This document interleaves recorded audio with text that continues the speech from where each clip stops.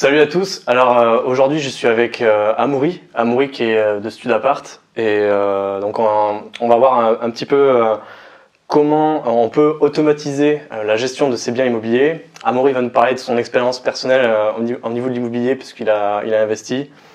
Et ensuite on va parler d'une méthode qui va nous permettre d'investir en étant entrepreneur, hein, parce que c'est un sujet un petit peu.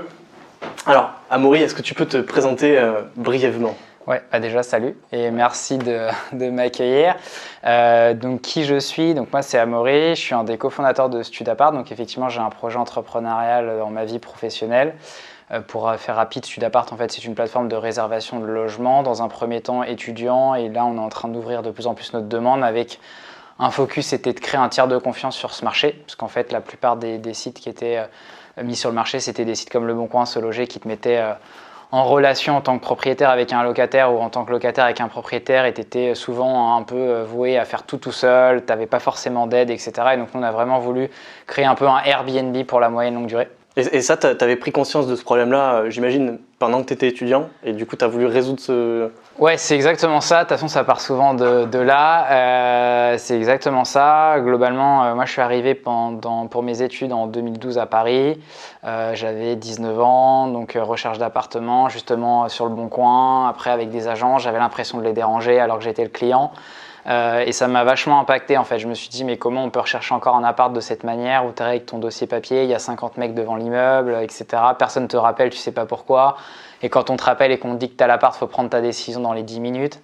Alors que c'était relativement engageant parce que ça va te coûter 7 à 8 000 euros par mois, qui n'étaient pas mes sous, qui étaient ceux de mes parents, mais ça m'impactait quand même. Et puis j'ai rencontré Alex qui était mon associé, on s'est rencontrés pendant nos études. Et dès la première année, en fait, lui aussi avait connu cette problématique-là, on s'est dit qu'il fallait créer quelque chose. On a créé d'abord un premier site en fait, pour notre établissement. Donc en fait, on se disait on a plein de mecs autour de nous qui vont libérer des apparts. Est-ce qu'on ne créerait pas un site en fait, pour les mettre en relation? Un peu comme l'avait fait Facebook, on était très ambitieux. Et puis ça, en fait, on a commencé à faire ça. Après, on s'est dit en fait, les étudiants que de notre établissement, c'est trop petit, il faut faire pour tous les étudiants.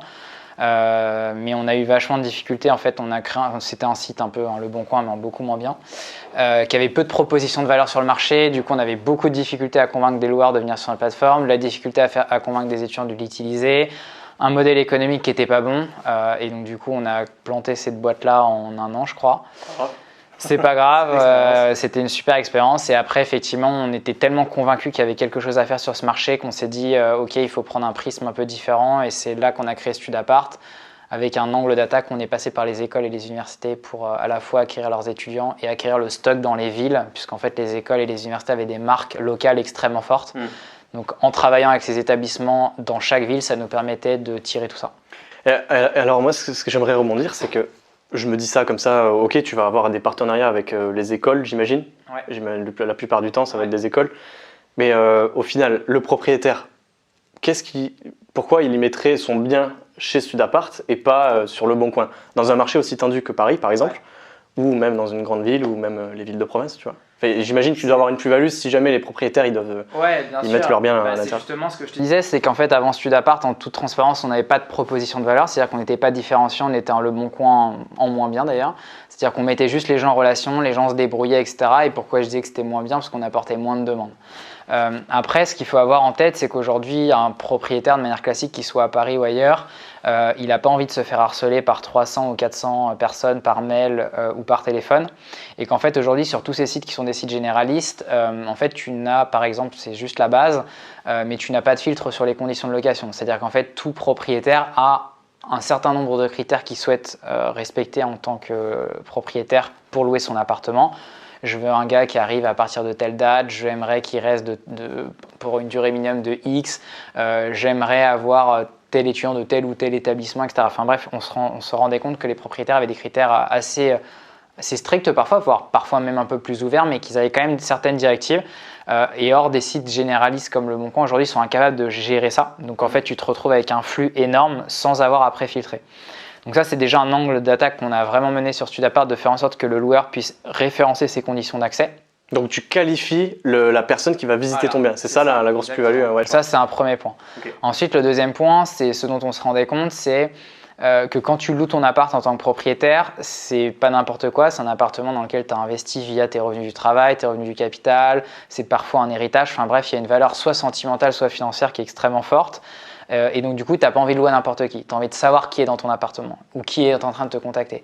Et donc là, on a fait en sorte de travailler énormément sur ce qu'on appelle l'humanisation des profils sur StudApart pour faire en sorte que tes candidatures qui candidatent chez toi, un, elles sont qualifiées, et deux, tu sais à qui tu parles. Tu sais ce qu'il aime, tu sais est-ce qu'il a fait déjà des réservations sur une plateforme ou ailleurs, quel est son rating Airbnb, etc. etc.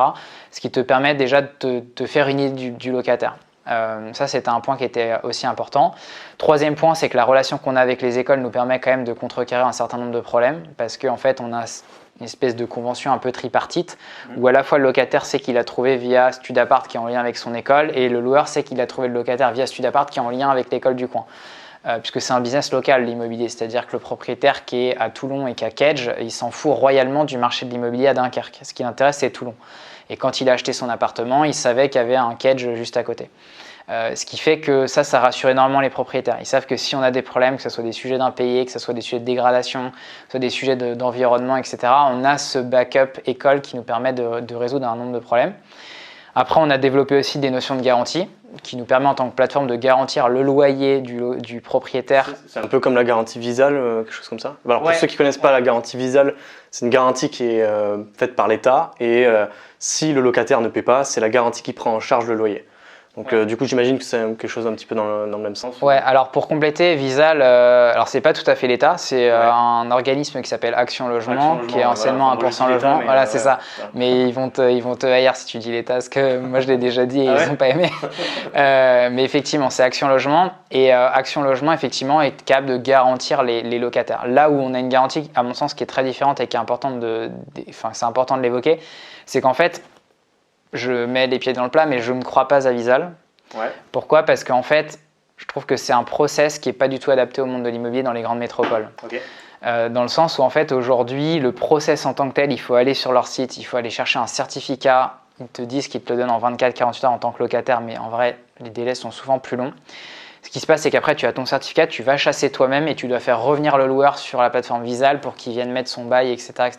Okay. Enfin bref, le process est relativement long et absolument pas adapté à une grande ville et notamment comme Paris ou ailleurs à Lyon, Bordeaux, Nantes et compagnie, puisqu'en fait, la tension du marché fait qu'on ne tire pas le propriétaire comme ça à aller sur un autre site s'il n'a pas envie d'y aller.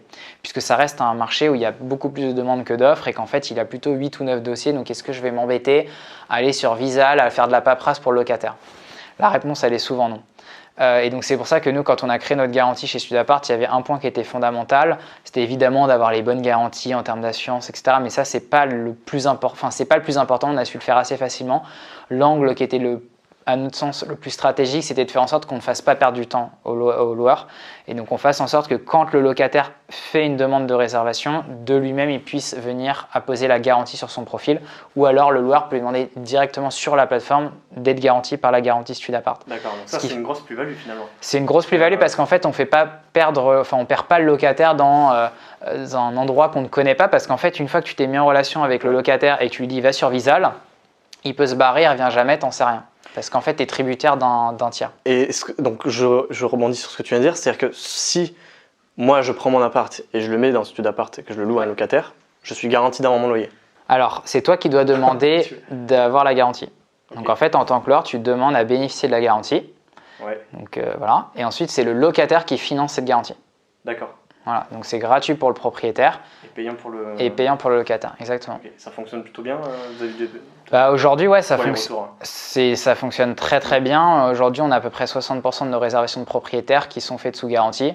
Et nos défauts de paiement sont extrêmement minimes, voire inexistants. Et les 60% sont dans les grandes villes ou... Non, là je te parle niveau national. Ah d'accord. Ouais, niveau national. En sachant que StudApart, on est sur 40 villes en France, donc on est quand même plutôt représentatif.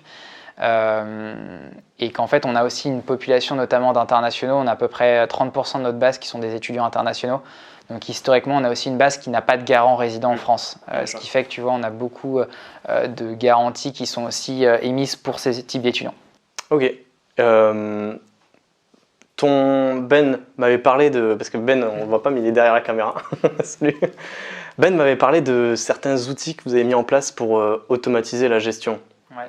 Est-ce que tu peux développer un petit peu quels sont les types d'outils, à quoi ça sert, l'objectif, quelle est la plus-value pour le propriétaire, tu sais? Pour l'instant, en fait, on a plus mis en route, on va dire, des outils pour commercialiser.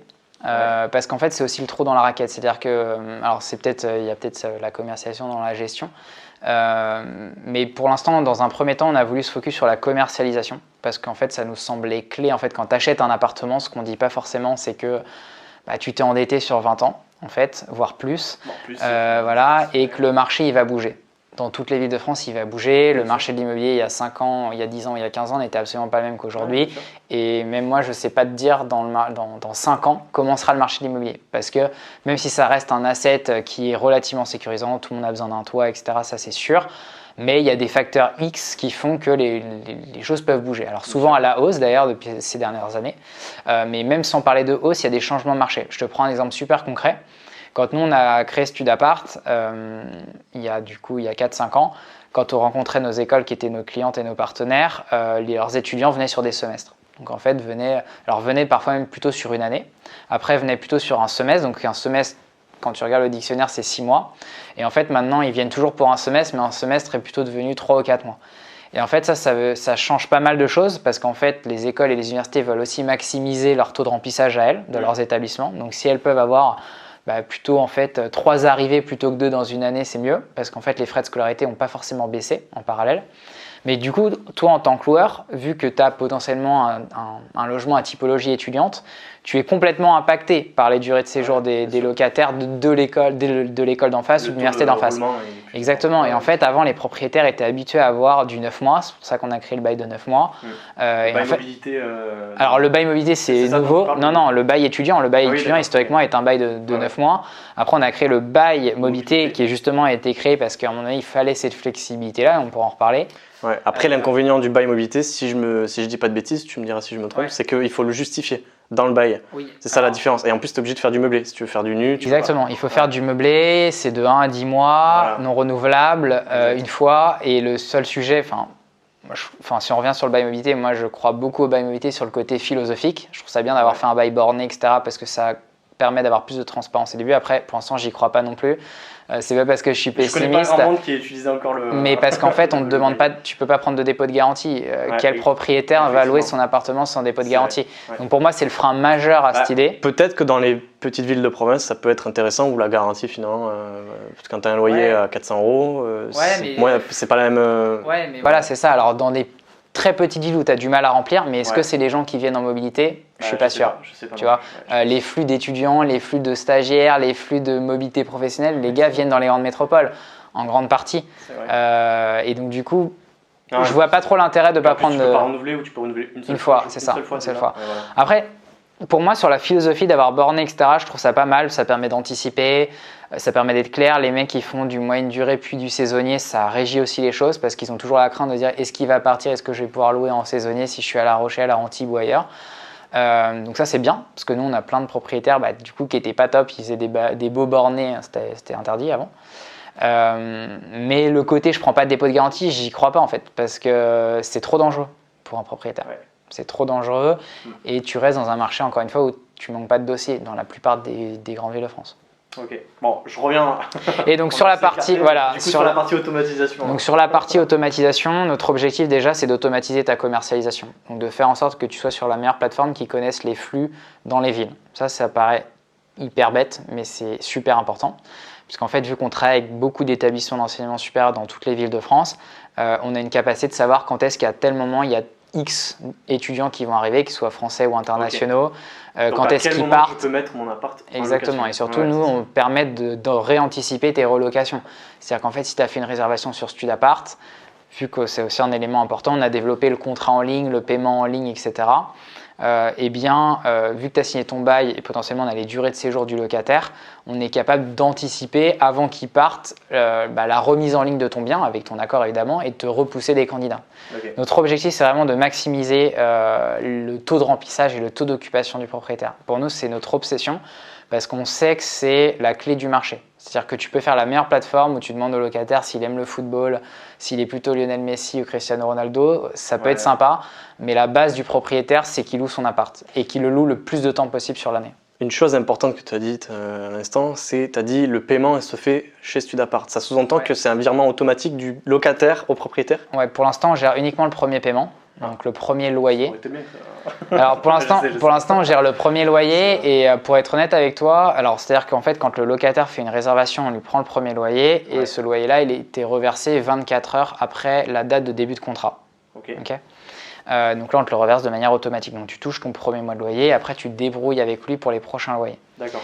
On a énormément réfléchi ces derniers mois à se dire est-ce qu'on ne gère pas tous les paiements et quand on a sondé notre base, ça ne semblait pas être un élément important tout de suite de notre base. Ce n'était pas un élément qui était remonté le plus rapidement. Par contre, on nous remontait beaucoup les gars, est-ce qu'on pourrait signer le contrat en ligne? Parce que le contrat, c'est ce qui régit aussi la relation.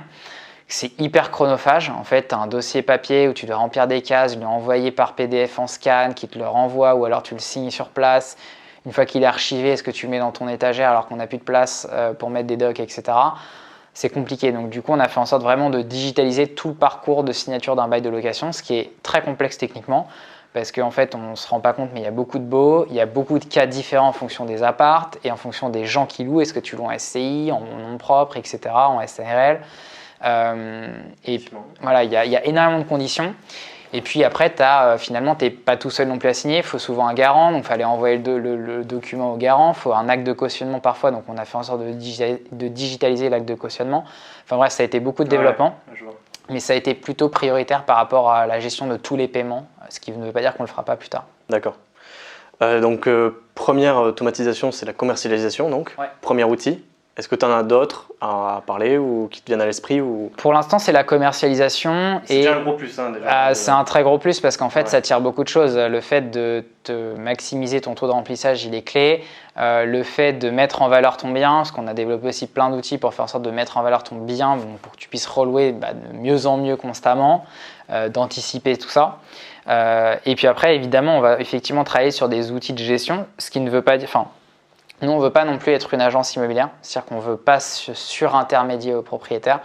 On veut qu'il fasse encore ses visites, on veut qu'il puisse être le maître de son état des lieux, etc. On veut l'équiper d'outils. Ça, c'est super important.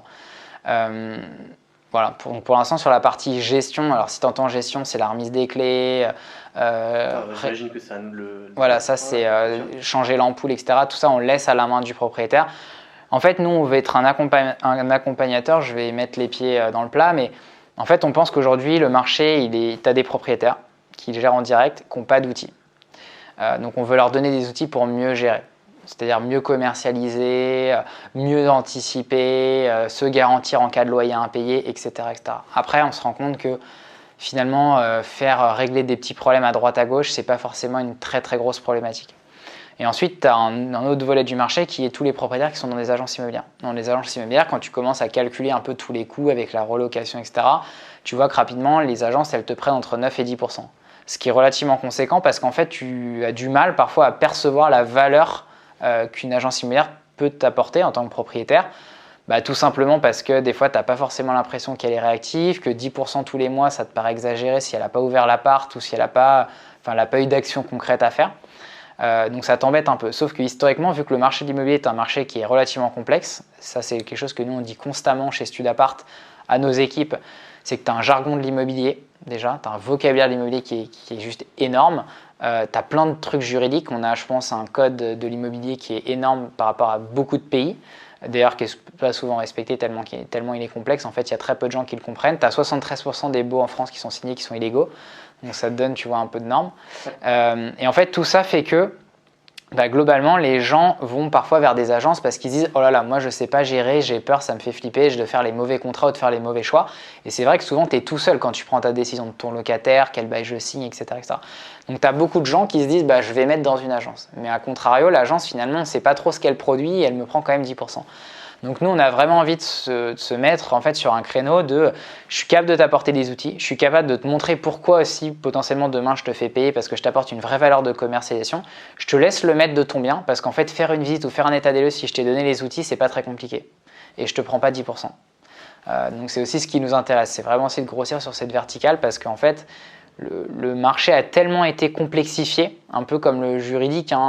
En fait, on dit des choses très complexes par des choses très simples avec des choses très complexes. Ouais, puis je pense que c'était une profession qui s'est beaucoup protégée, en fait, comme le notariat, comme les juristes, l'immobilier, etc. En fait, Mais déjà là, avec ce qu'ils ont fait, je sais pas si tu es au courant, j'avais fait une vidéo, la dernière vidéo, j'avais parlé qu'ils avaient mis le fisc, tu sais, la base de données du fisc avec toutes les transactions immobilières. Ouais. Mais aujourd'hui, elle est en libre accès. Ouais. C'est-à-dire que toi, tu peux savoir ton voisin à combien il a acheté l'appartement Bien sûr. dans les 5 ans, s'il a Ouais. acheté dans les 5 ans, quoi. Ça déjà, ça va leur... Voilà, t'as ça. Mais après, sur tout l'usage, nous on se rend compte, tu vois, il y a des propriétaires en fait, ils savent pas comment faire un état des lieux, ils savent pas quel bail signer, ils savent pas qui paye à un moment donné l'assurance habitation, comment je fais dans le cas d'une coloc, les mecs sont 4, il y en a qu'un qui l'a reçu, la taxe foncière qui la paye, enfin ça nous paraît des trucs évidents parce que nous on est dans ce monde, on connaît un peu les propriétaires, on s'est instruit, on s'est formé, c'est notre job. Mais de l'extérieur, j'achète mon premier appartement, en fait, qui paye les charges d'ordures et tout, enfin j'en sais rien en fait, je sais pas. Donc j'ai peur de faire des conneries, du coup je me mets en conflit avec mes locataires parfois, voire avec mon voisinage, etc., etc. Donc il y a vraiment besoin de l'expertise que nous on essaye de donner à la fois via notre support, parce qu'on a un support chez Studapart, mais aussi par tout le contenu qu'on crée sur notre plateforme, on essaie d'en créer énormément pour former les gens en fait, mais les former avec des mots français, pas avec des mots de l'immobilier qui font qu'en fait on a l'impression que c'est infaisable. Ouais, je vois très bien. Maintenant, on va parler d'un autre sujet complètement. Donc là, c'est super cool, tu nous as montré quelle était la plus-value, qu'est-ce qu'on pouvait automatiser dans la gestion. J'aimerais qu'on parle de ton parcours d'investisseur. Qu'est-ce que tu as fait, où est-ce que tu en es, comment tu vois le futur.